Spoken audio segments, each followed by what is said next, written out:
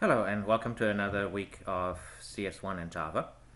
Before talking about what's going to be happening this week, I did want to say a few words about what you should and should not be doing in this course when you face the Canvas screen where you turn in your homework.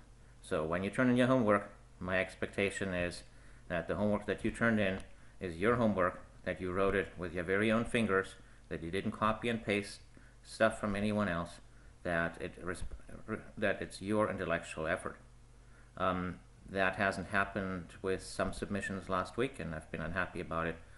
And as it happened, while I was unhappy about it, I ran across this article here by a venture capitalist who writes why he didn't go to jail. And I'll give you the URL. It's actually a very interesting article. So it's about a fellow who hired a chief financial officer from another well-known company, and she recommended that they change the way that they measure the worth of stock options in a way that, once you think about it, is maybe not illegal, but certainly immoral. And as the guy was advised by his attorney, it probably was illegal too, so he didn't do it. Many years later, the CFO went to jail for what she did at the other company, because she, instead of thinking about what was moral, had relied on the advice of some other attorney who was known for being probably a little bit less cautious than maybe he should have been. Anyway, in this class, you're doing the homework assignments and you're getting scores, not so that you amass scores. It's not a video game. The idea is that you learn something, that something changes in your brain, and then afterwards you're smarter than you were before. The scores are just an incidental artifact that give you some motivation and that let us give you a grade at the end of the semester. So if you defeat that by turning in work that wasn't properly yours, you cheat yourself because you didn't learn what you set out to learn. And you also cheat everyone else in the course because their accomplishment gets diminished. So I don't want that to happen, and I will enforce what the department makes me enforce anyway, namely to report any incident that comes my way. Now when you read through this article here, there's one other thing that's a little striking, and that is that the CEO, at the end, he was a little miffed. He said, it was a little unfair that this person went to jail and so many others didn't. And when I got some emails about people where it was evidently clear that they were cheating, some of them were a little miffed, and they said, I know there's other people who were also cheating. But that's unfortunately the way it is. The law is never perfect, and what you should instead learn is not how to avoid the punishment of the law, but how to act in a moral and responsible way. And that's something that we do want to teach in the university. There is a difference between a university and a trade school. And we don't just want to teach you skills, but we also want to teach you on how to behave in a proper way as a human being on this planet for the rest of your life. So we do take this seriously.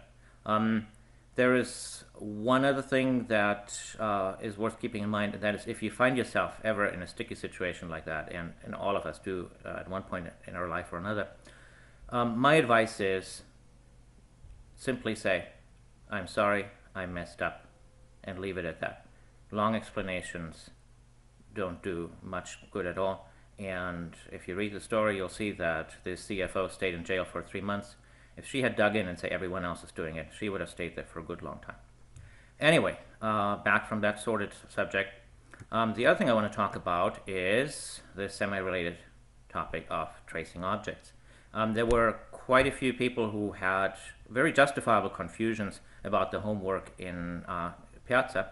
And the first tool that I always use when I see some code that does something strange, that doesn't do what I expect it to do, is to do this object tracing. Now, the tracing that you've seen in Udacity is, of course, the happy day tracing with code that actually works. There are a few examples also where we put somewhat contrived examples of broken code to show off how tracing can be used to find bugs. But as instructors, we never have the fantasy and the ingenuity of beginning students who come up with much more interesting scenarios where things are broken. And so I've seen a few of those on Piazza, actually.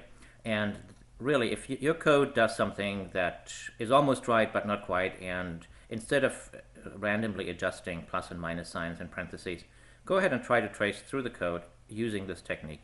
and see how that helps you. So in this week, you're going to be learning a bit more about writing classes. You're going to be finishing with lesson 3. You're going to have another set of homework assignments that are more challenging than the ones from last time. And I would really, really encourage you to start them early and to ask lots of questions on Piazza. They're bound to be confusing to just about everyone.